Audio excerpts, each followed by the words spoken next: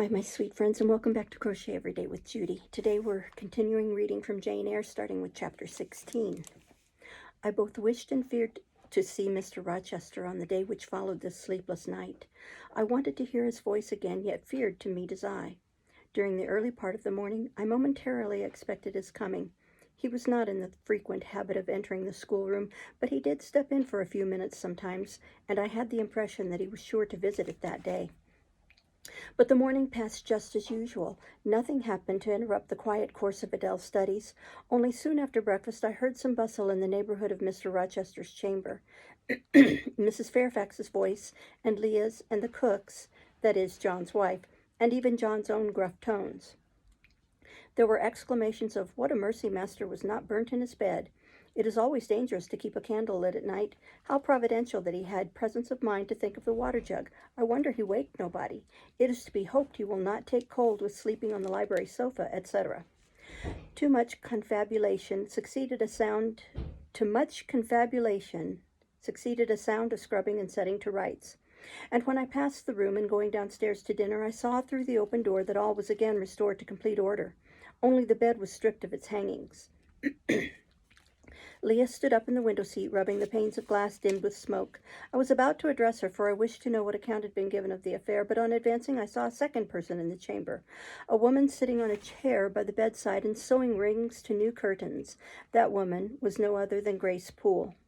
There she sat, staid and taciturn-looking as usual, in her brown stuff gown, her check apron, white handkerchief, and cap. She was intent on her work, in which her whole thoughts seemed absorbed. On her hard forehead and in her commonplace features was nothing either of the paleness or desperation one would have expected to see marking the countenance of a woman who had attempted murder, and whose intended victim had followed her last night to her lair, and, as I believe, charged her with the crime she wished to perpetrate. I was amazed, confounded. She looked up while I still gazed at her. No start, no increase or failure of color betrayed emotion, consciousness of guilt, or fear of detection. She said, "Good morning, miss," in her usual phlegmatic and brief manner, and taking up another ring and more tape, went on with her sewing. I will put her to some tests, thought I. Such absolute impenetrability is past comprehension. "Good morning, Grace," I said. "Has anything happened here? I thought I heard the servants all talking together a while ago." "Only master had been reading in his bed last night. He fell asleep with his candle lit and the curtains got on fire, but fortunately he awoke before the bedclothes or the woodwork caught, and contrived to quench the flames with the water in the ewer." "A strange affair," I said in a low voice, then looking at her fixedly. "Did Mr. Rochester wake nobody? Did no one hear him move?" She again raised her eyes to me, and this time there was something of consciousness in their expression. She seemed to examine me warily, then she answered, "The servants sleep so far off, you know, miss, they would not be likely to hear. Mrs. Fairfax's room and yours are the nearest to master's, but Mrs. Fairfax said she heard nothing. When people get elderly, they often sleep heavy." She paused and then added, with a sort of assumed indifference, but still in a marked and significant tone, "But you are young, miss, and I should say a light sleeper. Perhaps you may have heard a noise?"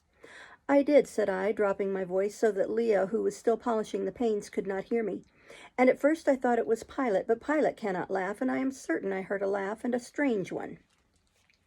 She took a new needle full of thread, waxed it carefully, threaded her needle with a steady hand, and then observed with perfect composure, "It is hardly likely master would laugh, I should think, miss, when he was in such danger. You must have been dreaming." "I was not dreaming," I said, with some warmth, for her brazen coolness provoked me. Again she looked at me, and with the same scrutinizing and conscious eye. "Have you told master that you heard a laugh?" she inquired. "I have not had the opportunity of speaking to him this morning." "You did not think of opening your door and looking out into the gallery?" she further asked. She appeared to be cross-questioning me, attempting to draw from me information unawares. The idea struck me that if she discovered I knew or suspected her guilt, she would be playing off some of her malignant pranks on me. I thought it advisable to be on my guard. "On the contrary," said I bolted my door." "Then you are not in the habit of bolting your door every night before you get into bed?" Fiend, she wants to know my habits that she may lay her plans accordingly. Indignation again prevailed over prudence. I replied sharply, "Hitherto I have often omitted to fasten the bolt. I did not think it necessary. I was not aware any danger or annoyance was to be dreaded at Thornfield Hall, but in future," and I laid marked stress on the word, "I shall take good care to make all secure before I venture to lie down." It will be wise so to do, was her answer. This neighborhood is as quiet as any I know, and I never heard of the hall being attempted by robbers since it was a house, though there are hundreds of pounds worth of plate in the plate closet, as is well known. And you see, for such a large house, there are very few servants, because master has never lived here much. And when he does come, being a bachelor, he needs little waiting on. But I always think it best to err on the safe side. A door is soon fastened, and it is as well to have a drawn bolt between one and any mischief that may be about. A deal of people, miss, are for trusting all to Providence, but I say Providence will not dispense with the means, though he often blesses them when they are used discreetly. And here she closed her harangue, a long one for her, and uttered with the demureness of a Quakeress. I still stood absolutely dumbfounded at what appeared to me her miraculous self-possession and most inscrutable hypocrisy when the cook entered. "Mrs. Poole," said she, addressing Grace, "the servants' dinner will soon be ready. Will you come down?" "No, just put my pint of porter and a bit of pudding on a tray and I'll carry it upstairs." "You'll have some meat?" "Just a morsel and a taste of cheese, that's all." "And the sago?" "Never mind it at present. I shall be coming down before tea time. I'll make it myself." The cook here turned to me, saying that Mrs. Fairfax was waiting for me, so I departed. I hardly heard Mrs. Fairfax's account of the curtain conflagration during dinner, so much was I occupied in puzzling my brains over the enigmatical character of Grace Poole, and still more in pondering the problem of her position at Thornfield, and questioning why she had not been given into custody that morning, or at the very least dismissed from her master's service. He had almost as much as declared his conviction of her criminality last night. What mysterious cause withheld him from accusing her?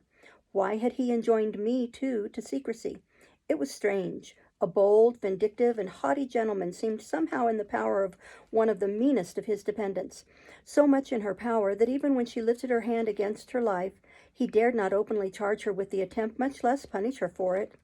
Had Grace been young and handsome, I should have been tempted to think that tenderer feelings than prudence or fear influenced Mr. Rochester in her behalf, but hard-favored and matronly as she was, the idea could not be admitted. Yet, I reflected, she has been young once.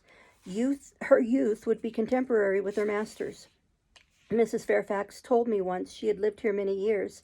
I don't think she can ever have been pretty, but for aught I know, she may possess originality and strength of character to compensate for the want of personal advantages.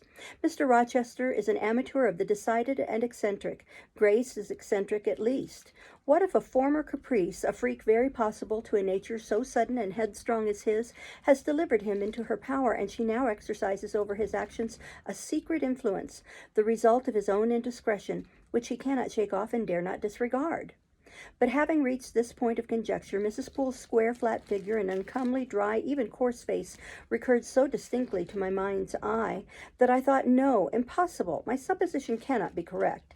"Yet," suggested the secret voice which talks to us in our own hearts, "you are not beautiful either, and perhaps Mr. Rochester approves you. At any rate, you have often felt as if he did, and last night, remember his words, remember his look, remember his voice." I well remembered all. Language, glance, and tone seemed at the moment vividly renewed. I was now in the schoolroom. Adele was drawing. I bent over her and directed her pencil. She looked up with a sort of start. "Qu'avez-vous, mademoiselle?" she said, and more French here that I don't know. "I am hot, Adele," with stooping. She went on sketching. I went on thinking. I hastened to drive from my mind the hateful notion I had been conceiving respecting Grace Poole. It disgusted me. I compared myself with her and found we were different.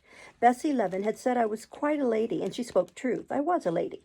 And now I looked much better than I did when Bessie saw me. I had more color and more flesh, more life, more vivacity, because I had brighter hopes and keener enjoyments. "Evening approaches," said I as I looked toward the window. "I have never heard Mr.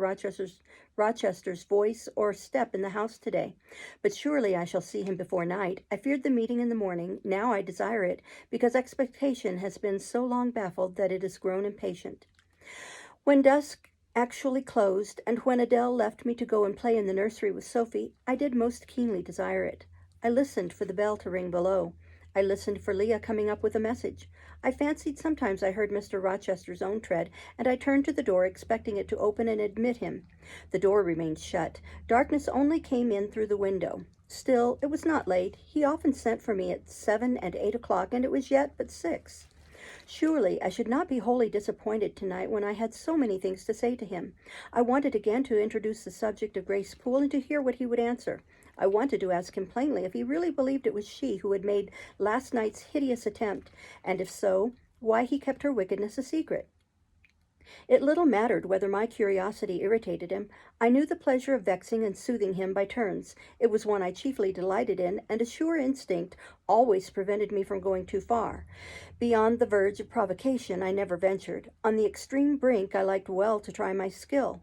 Retaining every minute form of respect, every propriety of my station, I could still meet him in argument without fear or uneasy restraint. This suited both him and me. A tread creaked on the stairs at last. Leah made her appearance, but it was only to intimate that tea was ready in Mrs. Fairfax's room. Thither I repaired, glad at least to go downstairs, for that brought me, I imagined, nearer to Mr. Rochester's presence. "You must want your tea," said the good lady as I joined her. "You ate so little at dinner. I am afraid," she continued, "you are not well today. You look flushed and feverish." "Oh, quite well. I never felt better." "Then you must prove it by evincing a good appetite. Will you fill the teapot while I knit off this needle?" Having completed her task, she rose to draw down the blind which she had hitherto kept up, by way, I suppose, of making the most of daylight, though dusk was now fast deepening into total obscurity. "It is fair tonight," said she, as she looked through the panes, though not starlight. "Mr. Rochester has, on the whole, had a favorable day for his journey." "Journey? Is Mr. Rochester gone anywhere? I did not know he was out." "Oh, he set off the moment he had breakfasted. He has gone to the Leas, to Mr. Eshton's place, 10 miles on the other side Millcote. I believe there is quite a party assembled there. Lord Ingram, Sir George Lynn, Colonel Dent, and others." "Do you expect him back tonight?" "No, nor tomorrow either. I should think he is very likely to stay a week or more. When these fine, fashionable people get together, they are so surrounded by elegance and gaiety, so well provided with all that can please and entertain, they are in no hurry to separate. Gentlemen, especially, are often in request on such occasions, and Mr. Rochester is so talented and so lively in society that I believe he is a general favorite. The ladies are very fond of him, though you would not think his appearance calculated to recommend him particularly in their eyes. But I suppose his acquirements and abilities, perhaps his wealth and good blood, make amends for any little fault of look." "Are there ladies at the Leas?" "There are Mrs. Eshton and her 3 daughters, very elegant young ladies indeed, and there are the Honourable Blanche and Mary Ingram, most beautiful women, I suppose. Indeed, I have seen Blanche 6 or 7 years since, when she was a girl of 18. She came here to a Christmas ball and party Mr. Rochester gave. You should have seen the dining room that day. How richly it was decorated, how brilliantly lit up. I should think there were 50 ladies and gentlemen present, all of the first county families, and Miss Ingram was considered the belle of the evening." "You saw her, you say, Mrs. Fairfax? What was she like?"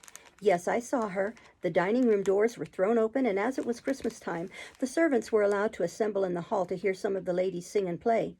Mr. Rochester would have me to come in, and I sat down in a quiet corner and watched them.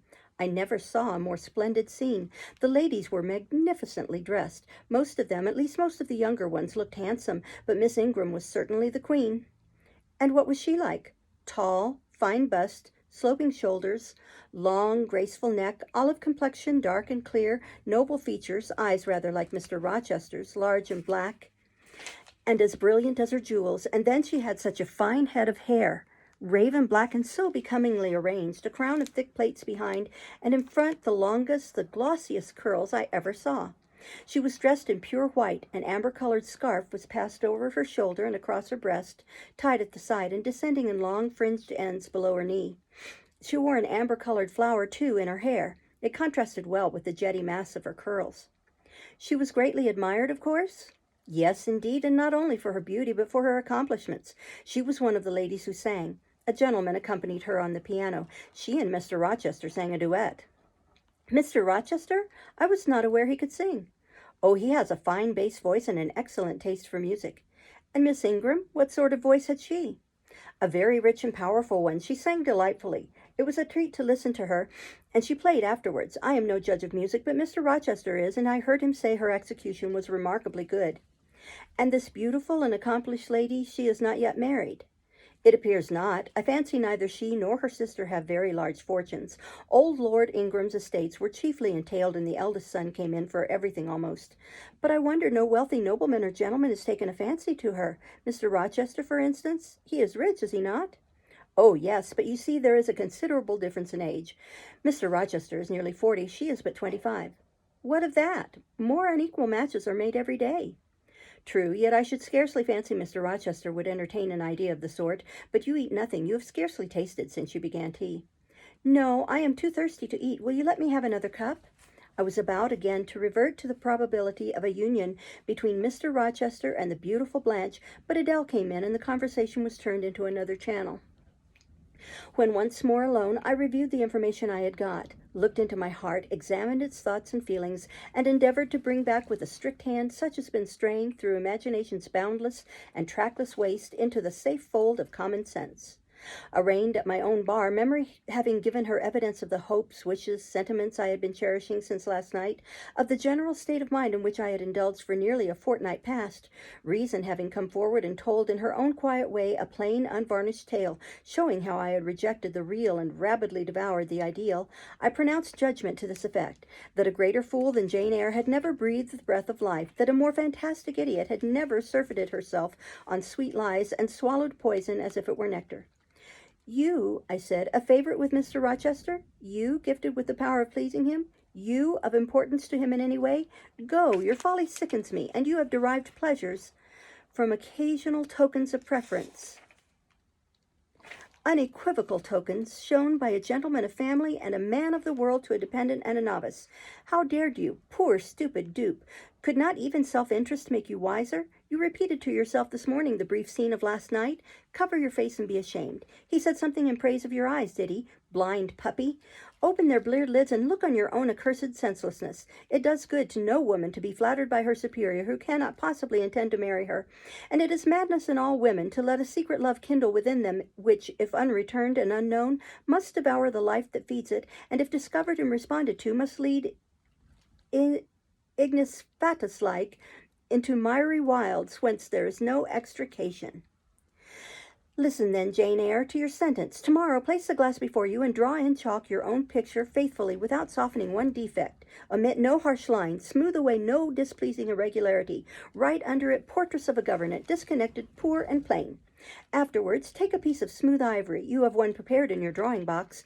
Take your palette, mix your freshest, finest, clearest tints. Choose your most delicate camel hair pencils. Delineate carefully the loveliest face you can imagine.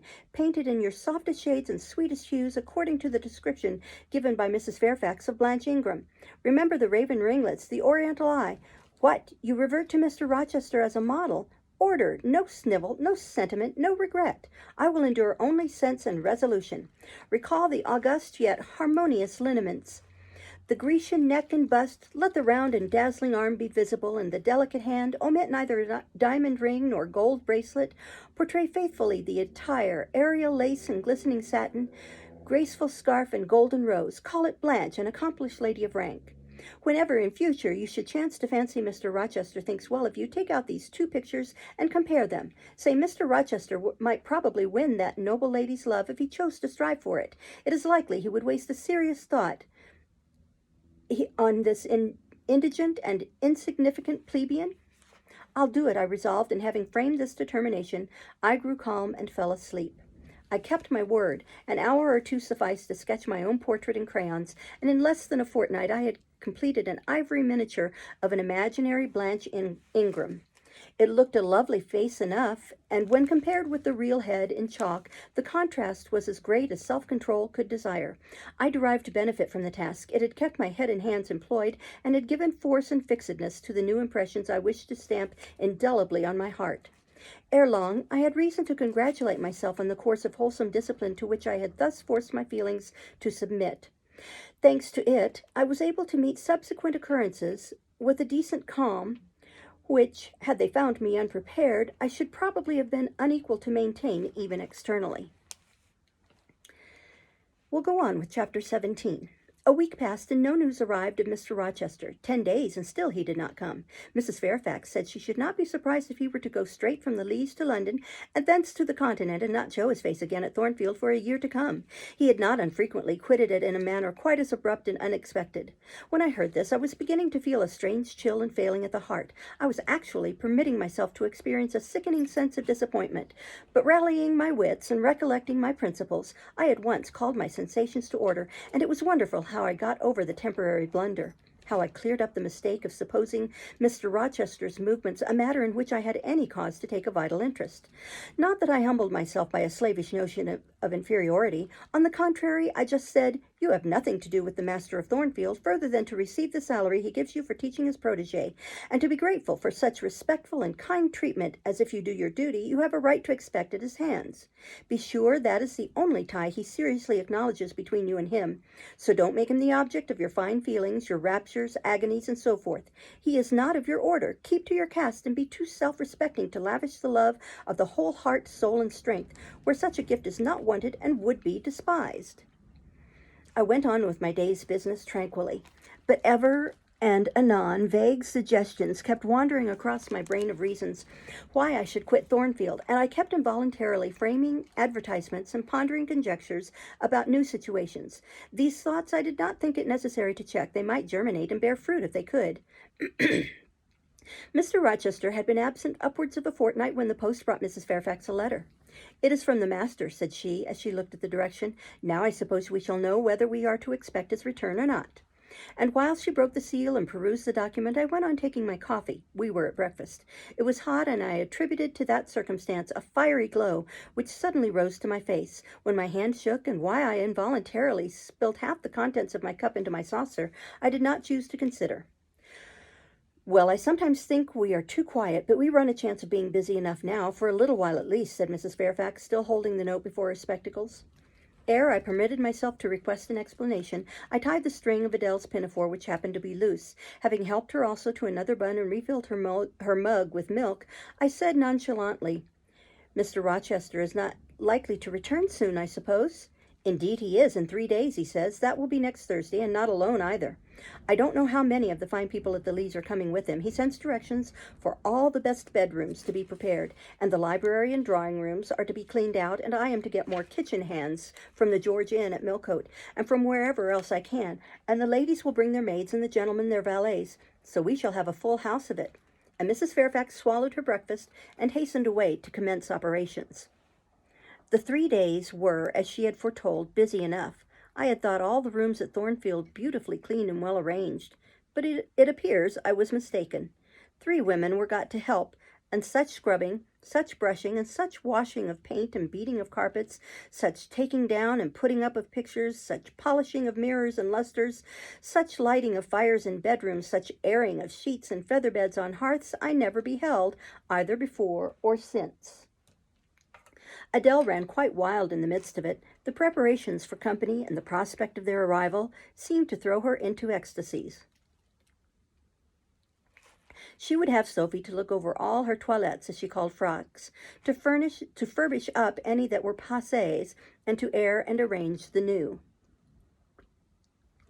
For herself, she did nothing but caper about in the front chambers, jump on and off the bedsteads, and lie on the mattresses and piled up bolsters and pillows before the enormous fires roaring in the chimneys.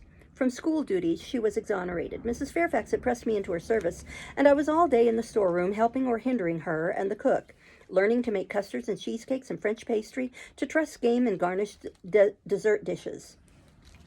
The party were expected to arrive on Thursday afternoon in time for dinner at 6. During the intervening period, I had no time to nurse chimeras, and I believe I was as active and gay as anybody, Adele excepted. Still, now and then I received a damping check to my cheerfulness, and was, in spite of myself, thrown back on the region of doubts and portents and dark conjectures. This was when I chanced to see the 3rd-story staircase open, which of late had always been kept locked, open slowly, and give passage to the form of Grace Poole, in prim cap, white apron, and handkerchief. When I watched her glide along the gallery, her quiet tread muffled in a list slipper. When I saw her look into the bustling, topsy-turvy bedrooms, just say a word perhaps to the charwoman about the proper way to polish a grate, or clean a marble mantelpiece, or take stains from papered walls, and then pass on. She would thus descend to the kitchen once a day, eat her dinner, smoke a moderate pipe on the hearth, and go back carrying her pot of porter with her for her private solace in her own gloomy upper haunt. Only 1 hour in the 24 did she pass with her fellow servants below. All the rest of her time was spent in some low-ceilinged oaken chamber of the 3rd story. There she sat and sewed, and probably laughed drearily to herself, as companionless as a prisoner in his dungeon. The strangest thing of all was that not a soul in the house except me noticed her habits, or seemed to marvel at them. No one discussed her position or employment. No one pitied her solitude or isolation. I once indeed overheard part of a dialogue between Leah and one of the charwomen, of which Grace formed the subject. Leah had been saying something I had not caught, and the charwoman remarked, "She gets good wages, I guess?" "Yes," said Leah. "I wish I had as good. Not that mine are to complain of. There's no stinginess at Thornfield, but they're not 1/5 of the sum Mrs. Poole receives. And she is laying by. She goes every quarter to the bank at Millcote. I should not wonder but she has saved enough to keep her independent if she liked to leave, but I suppose she's got used to the place, and then she's not 40 yet, and strong and able for anything. It is too soon for her to give up business." "She is a good hand, I dare say," said the charwoman. "Ah, she understands what she has to do. Nobody better," rejoined Leah significantly, "and it is not everyone could fill her shoes, not for all the money she gets." "That it is not," was the reply. "I wonder whether the master—" The charwoman was going on, but here Leah turned and perceived me, and she instantly gave her companion a nudge. "Doesn't she know?" I heard the woman whisper. Leah shook her head, and the conversation was of course dropped. All I had gathered from it amounted to this, that there was a mystery at Thornfield, and that from participation in that mystery I was purposely excluded. Thursday came. All work had been completed the previous evening. Carpets were laid down, bed hangings festooned, radiant white counterpanes spread, toilet tables arranged, furniture rubbed, flowers piled in vases. Both chambers and saloons looked as fresh and bright as hands could make them. The hall, too, was scoured, and the great carved clock, as well as the steps and banisters of the staircase, were polished to the brightness of glass. In the dining room, the sideboard flashed resplendent with plate. In the drawing room and boudoir, vases of exotics bloomed on all sides. Afternoon arrived. Mrs. Fairfax assumed her best black satin gown, her gloves, and her gold watch, for it was her part to receive the company, to conduct the ladies to their rooms, etc. Adele, too, would be dressed, though I thought she had little chance of being introduced to the party that day at least. However, to please her, I allowed Sophie to apparel her in one of her short, full muslin frocks. For myself, I had no need to make any change. I should not be called upon to quit my sanctum of the schoolroom, for a sanctum it was now become to me, a very pleasant refuge in time of trouble. It had been a mild, serene spring day, one of those days which, toward the end of March or the beginning of April, rise shining over the earth as heralds of summer. It was drawing to an end now, but the evening was even warm, and I sat at work in the schoolroom with the window open. "It gets late," said Mrs. Fairfax, entering in rustling state. "I am glad I ordered dinner an hour after the time Mr. Rochester mentioned, for it is past 6 now. I have sent John down to the gates to see if there is anything on the road. One can see a long way from thence in the direction of Millcote." She went to the window. "Here he is," she said. "Well, John," leaning out, "any news?" "They're coming, ma'am," was the answer. "They'll be here in 10 minutes. Adele flew to the window. I followed, taking care to stand on one side, so that, screened by the curtain, I could see without being seen. The 10 minutes John had given seemed very long, but at last wheels were heard. 4 equestrians galloped up the drive, and after them came 2 open carriages. Fluttering veils and waving plumes filled the vehicles. 2 of the cavaliers were young, dashing-looking gentlemen.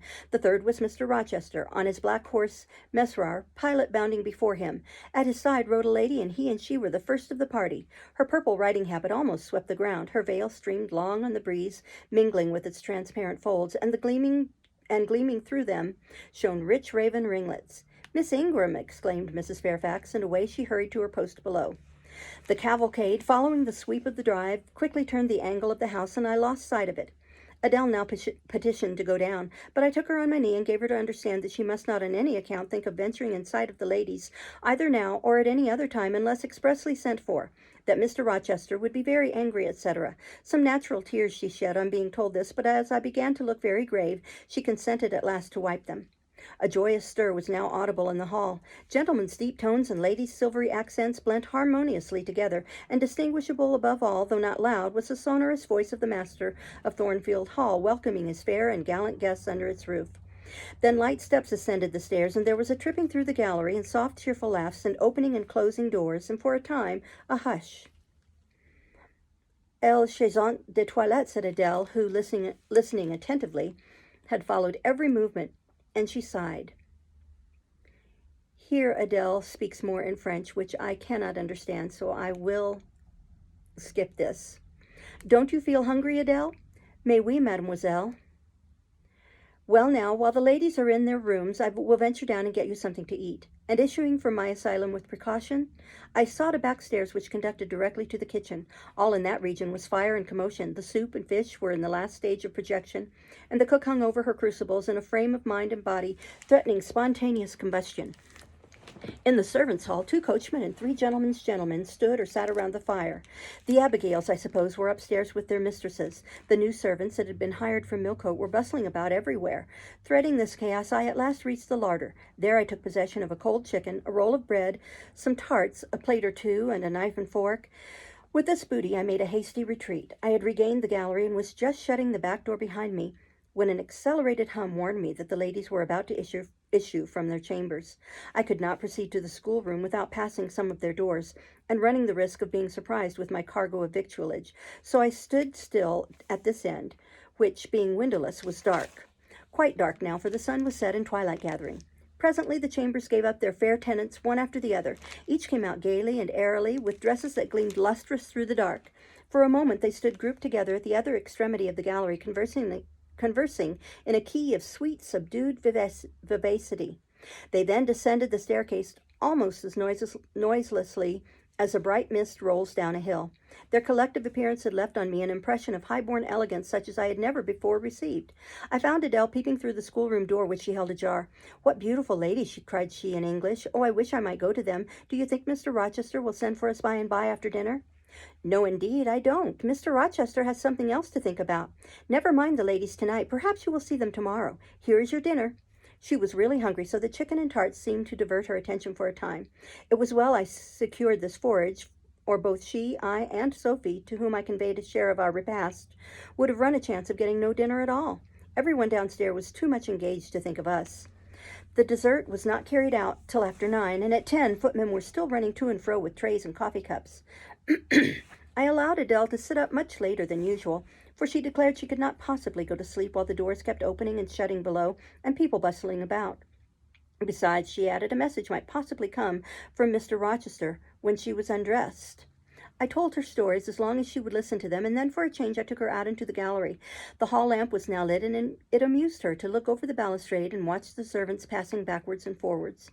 When the evening was far advanced, a sound of music issued from the drawing-room, whither the piano had been removed. Adele and I sat down on the top step of the stairs to listen. Presently a voice blent with the rich tones of the instrument. It was a lady who sang, and very sweet her notes were. The solo over, a duet followed, and then a glee, a joyous conversational murmur, filled up the intervals. I listened long. Suddenly I discovered that my ear was wholly intent on analyzing the mingled sounds and trying to discriminate amidst the confusion of accents those of Mr. Rochester, and when it caught them, which it soon did, it found a further task in framing the tones rendered by distance inarticulate into words.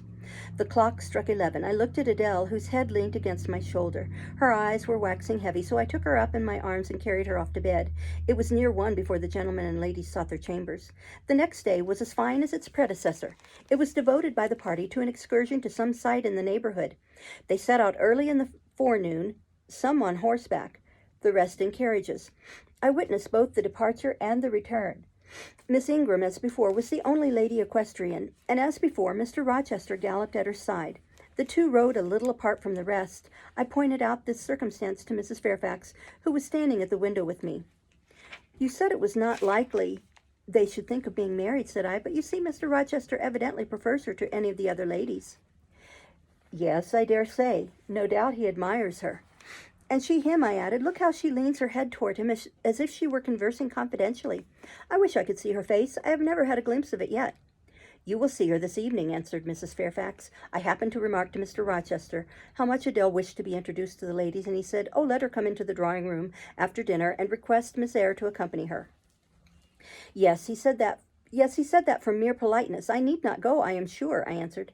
"Well, I observed to him that as you were unused to company, I did not think you would like appearing before so gay a party, all strangers, and he replied in his quick way, 'Nonsense. If she objects, tell her it is my particular wish, and if she resists, say I shall come and fetch her in case of contumacy.'" "I will not give him that trouble," I answered. "I will go, if no better may be, but I don't like it. Shall you be there, Mrs. Fairfax?" No, I pleaded off, and he admitted my plea.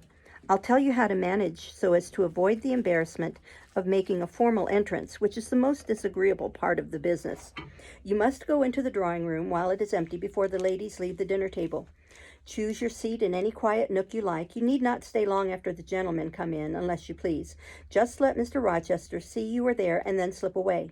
Nobody will notice you. Will these people remain long, do you think? Perhaps 2 or 3 weeks, certainly not more. After the Easter recess, Sir George Lynn, who was lately elected member for Millcote, will have to go up to town and take his seat. I dare say Mr. Rochester will accompany him. It surprises me that he has already made so protracted a stay at Thornfield. It was with some trepidation that I perceived the hour's approach when I was to repair with my charge to the drawing-room. Adele had been in a state of ecstasy all day after hearing she was to be presented to the ladies in the evening, and it was not till Sophie commenced the operation of dressing her that she sobered down. Then the importance of the process quickly steadied her, and by the time she had her curls arranged in well-smoothed, drooping clusters, her pink satin frock put on, her long sash tied, and her lace mittens adjusted, she looked as grave as any judge. No need to warn her not to disarrange her attire. When she was dressed, she sat demurely down in her little chair, taking care previously to lift up the satin skirt for fear she should crease it, and assured me she would not stir thence till I was ready. This I quickly was. My best dress, the silver gray one purchased for Miss Temple's wedding and never worn since, was soon put on. My hair was soon smoothed. My sole ornament, the pearl brooch, soon assumed. We descended. Fortunately, there was another entrance to the drawing-room than that through the saloon where they were all seated at dinner. We found the apartment vacant, a large fire burning silently on the marble hearth, and wax candles shining in bright solitude amid the exquisite flowers with which the tables were adorned. The crimson curtain hung before the arch. Slight as was the separation, this drapery formed from the party in the adjoining saloon. They spoke in so low a key that nothing of their conversation could be distinguished beyond a soothing murmur. Adele, who appeared to be still under the influence of a most solemnizing impression, sat down without a word on the footstool I pointed out to her. I retired to a window seat, and taking a book from the table near, endeavored to read. Adele brought her stool to my feet. Ere long, she touched my knee. "What is it, Adele?" Here is more that Adele answers in French, which I don't understand, and I apologize. "You think too much of your toilette, Adele, but you may have a flower." And I took a rose from a vase and fastened it in her sash. She sighed a sigh of ineffable satisfaction, as if her cup of happiness were now full. I turned my face away to conceal a smile I could not suppress. There was something ludicrous as well as painful in the little Parisienne's earnest and innate devotion to matters of dress. A soft sound of rising now became audible. The curtain was swept back from the arch. Through it appeared the dining room, with its lit luster pouring down light on the silver and glass of a magnificent dessert service covering a long table. A band of ladies stood in the opening. They entered, and the curtain fell behind them. They were but 8, yet somehow as they flocked in, they gave the impression of a much larger number. Some of them were very tall, many were dressed in white, and all had a sweeping amplitude of array that seemed to magnify their persons as a mist magnifies the moon. I rose and curtsied to them. 1 or 2 bent their heads in return. The others only stared at me. They dispersed about the room, reminding me by the lightness and buoyancy of their movements of a flock of white plumy birds. Some of them threw themselves in half-reclining positions on the sofas and ottomans. Some bent over the tables and examined the flowers and books. The rest gathered in a group round the fire. All talked in a low but clear tone, which seemed habitual to them. I knew their names afterwards, and may as well mention them now. I'm going to stop there and start next time with the second part of chapter 17. Thank you for listening. Bye-bye.